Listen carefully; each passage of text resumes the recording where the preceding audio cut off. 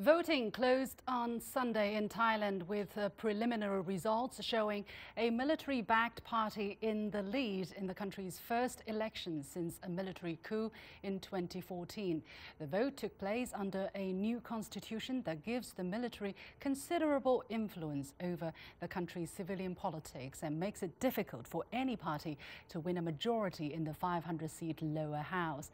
The upper house is appointed by the military, but two rival camps have both said they are now trying to form a coalition government, despite early results giving the pro-military Palang Pracha Rath Party, or PPRP, a larger share of the popular vote. It was then announced on Monday that the main opposition Pheu Thai party had won 138 seats in the lower chamber. What does that mean? So with a vote marred by confusion and charges of irregularities during Sunday's poll, what is in store for the future stability of the country? Joining me from Bangkok are Boonpracong, a former advisor to the Thai government under Yingluck Shinawatra, and Kittiphat Maneeyai, a first-time Thai voter. In Beijing, I'm joined in the studio by Han Hua, a fellow at the Chongyang Institute of Renmin University. Welcome to all of you to the point. Sean, let me go to you first. Now, after seizing power in 2014, the army promised to restore order and democracy, but repeatedly postponed the vote. Was this in any way linked with the ailing health and final passing away of Kim Bhumibol in 2016, or were there other issues behind the extended delay? Yes, there are truths to that statement. Essentially, the military want to control the transition process and was hoping that in case the illness of the king remain in a long duration, but he ended up passing away.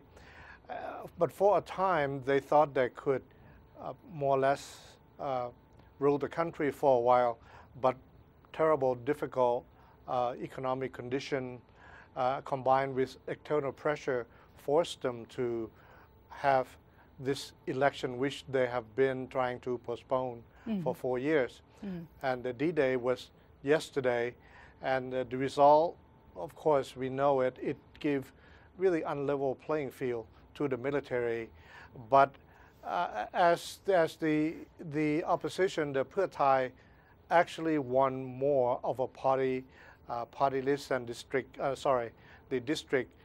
Therefore, they have more right to form the government. But because of the military, a little bit more of a 250 Senate could control, so they probably have a realistic chance of forming this government. Okay, Han Hua, now analysts say it will take some time for the future direction of Thailand to become clear as parties negotiate deals and coalitions. What are we likely to see in terms of coalition deals being formed? I think you can see this election comes after almost 5 years of the military coup back in 2014. It has been going through 6 times of postponing. So back under the water, we can understand. My read is that there are being a lot of back and forth of this election to be postponed. First, maybe the king's health and also the new constitution needs to be made, and this new constitution needs to be made under negotiations and deals already. And also, the most recent extension is because of the incarnation of the new king. So to make sure that it will be a very smooth incarnation, the election needs to be extended. So we can imagine, my read is that the stability of the new government, new coalition government, will take some time because the underwater negotiations and deals need to be made, including but not limited to the nominations and the positioning of the key government members, and also the policies towards the Thailand towards the 2037, the new plan for a Thailand to be to be made into a developed country. So these deals need to be discussed on the table before the government stabilized. Okay, Kittiphat, you took part in the voting yesterday for the very first time. Yes. How did it feel? How do you see the result? Was it something that you expected?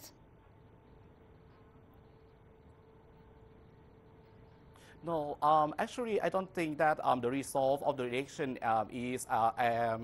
is going to be on what I expected about. I thought that the voice from the new generation, especially from the students in Bangkok or even in the province in Thailand, must be more, how to say, would be more reflect on the result of the election yesterday.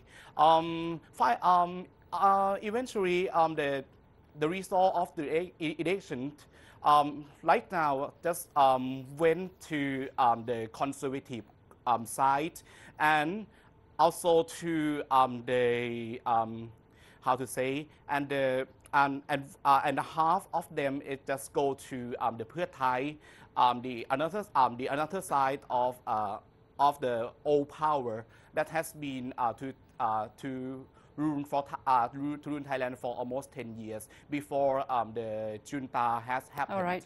Maybe 15 years ago. Okay. Yeah. Oh, okay, Sean, let me go to you again. Now, critics have said that a new constitution the army introduced will ensure it effectively controls the country, whatever the outcome. Do you concur with that, or should a strong showing by the opposition counter the military's dominance in any way? Because of the irregularities reported, especially on the provinces where Palang Pracha Rath won many of the member of the parliament, for example, in part of Bangkok, in Kanchanaburi, in Saraburi, in Sakao and Prachinburi, where most bases are, and this would enable them to have a much stronger showing, which confound most of the poll. However, this election would provide a smooth transition from the dictatorship to what I call authoritarian government. But Thai have adjusted. They rather have some freedom to debate in parliament and relax a little bit more. It's a condition Thais are used to. And I believe that overall, because of the new dynamic of the Youth Party for the first time, Future Forward, which has managed to transform the youth voting of Thailand, and being a first-time party with more or less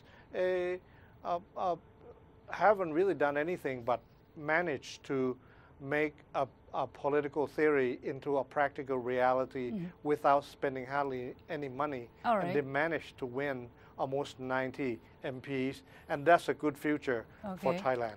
On the eve of the election, King Maha Vajiralongkorn, who will be crowned in May, urged peace and order during the voting process and urged voters to support the good people. Sean, can we read anything into that statement? Just how closely linked is the army to the monarchy? I believe a part of it was to assure a lot of supporters, Bangkokian supporters of Rama IX, that they should participate in this, the election that took place yesterday. But it's also a lot of people reading it too much, whether there's a close link between the military and the monarchy, especially this current king. I believe that in the long term, the military will always serve the king, who is their commander-in-chief, and there will not be a civil uprising like the coup as many expected.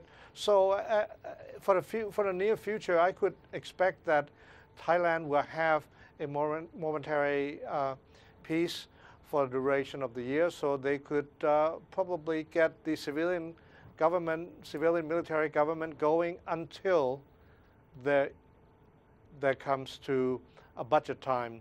Well, this is where that the opposition, which actually win majority of the vote, like 300 plus, they're going to have to veto the authoritarian government of General Prayut, and this is where the government may change hand, and this is what most Thais, especially who vote on democracy side, counted on, and therefore this is how the scenario I see it. Okay, Han Hua here in the studio. The election was seen as primarily a contest between pro-military parties and allies of Thaksin Shinawatra, who was ousted in a coup in 2016 and lives in self-imposed exile. But he still has a significant following, with parties loyal to him, having won every election since 2001. Many have charged that crippling this movement has been a central, if not official objective of the military. Just how strong a role is Thaksin Shinawatra still likely to play in Thai politics? That is a very interesting question. What is amazing to me is, first, this is a kind of election between old and new, because about 15% of the voters are the first-time voters. So the current general or the current prime minister needs to be a kind of soft, by showing himself in the social media to win the young voters. So this is like old and new, and also hotline with the contest between hotline and the soft power. And we can see Thaksin, the previous prime minister, is still playing some significant role and impact over the Thai politics. Otherwise, there wouldn't be such a preliminary result from the voting.